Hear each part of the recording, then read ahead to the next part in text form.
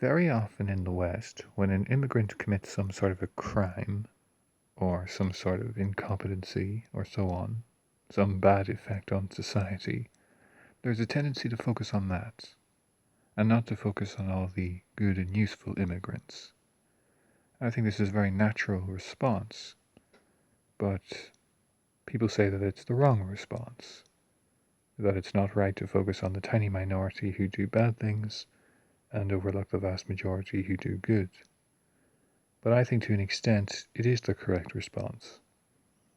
For example, suppose that there's 100 immigrant nurses. So we could look at that and say without immigration we wouldn't have those 100 nurses, and we would not have the good that those 100 nurses do as they do their jobs. And we shouldn't overlook or play that down whenever there's a rape or a murder or an assault or a robbery carried out by an immigrant. That there's good and bad, just like with any society. I think that I disagree with that. I think it is to do with demand and surplus. So suppose we rewind the clock back to when those 100 nursing positions came into demand, but before the immigrants were brought in to fill the demand. And people will look at that and say, therefore, without immigration we wouldn't have those nurses.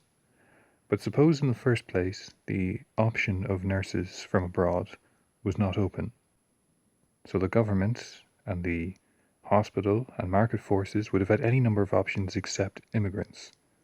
Then they would have picked any one of those other options. So, for example, the government might train more nurses, they might bring some nurses back out of retirement, they might improve the paying conditions so more people will want to be nurses, or maybe the hospital or the health department will streamline the hospital and the processes and so on so that you don't need 100 more nurses, that you can do all the same work with the nurses you already have on staff. And thus the 100 nursing positions would be filled, or the work that those 100 nurses would do would be accomplished without the need for immigration. Thus you can achieve the same work that those 100 nurses do without needing 100 immigrant nurses.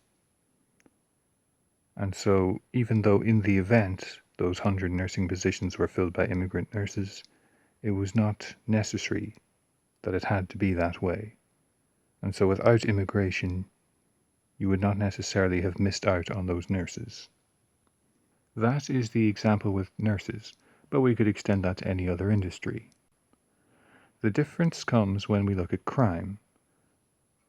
Crime is a surplus, there's no particular demand for it.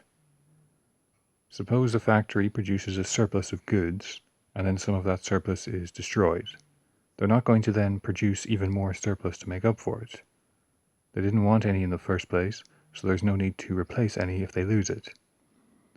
Or think of a design defect. If I design a house with 100 defects, and somebody goes over my work and removes 20 defects, I'm not going to design in 20 more to make up the difference.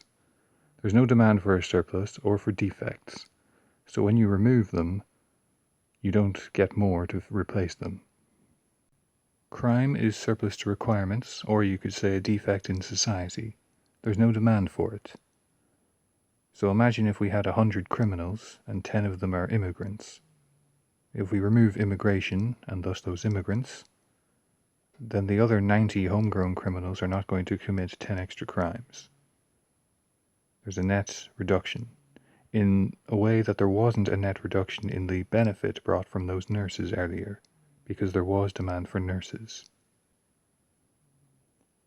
And so when we focus on the crimes or the defects or the surpluses that immigrants bring to our societies, instead of the things for which there is demand, that's entirely natural and I think correct.